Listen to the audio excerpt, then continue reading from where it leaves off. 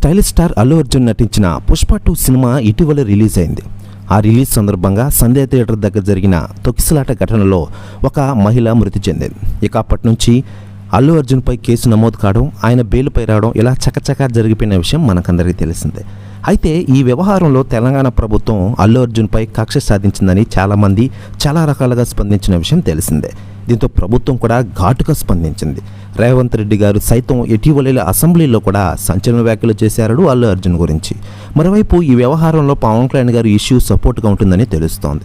అయితే లేటెస్ట్గా అందుతున్న సమాచారం ప్రకారం అల్లు అర్జున్ గారు పవన్ కళ్యాణ్ గారు ఉద్దేశించి సంచలన వ్యాఖ్యలు చేశారట.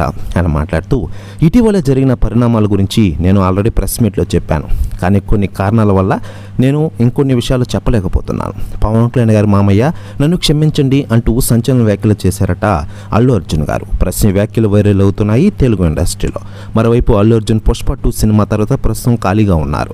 మరోవైపు పవన్ కళ్యాణ్ గారి విషయానికి వస్తే ప్రస్తుతం ఆంధ్రప్రదేశ్ డిప్యూటీ సీఎంగా రాణిస్తూనే తాను కంప్లీట్ చేసిన సినిమాలను కంప్లీట్ చేసే పనిలో ఫుల్ బిజీగా ఉన్నారు పవన్ కళ్యాణ్ గారు.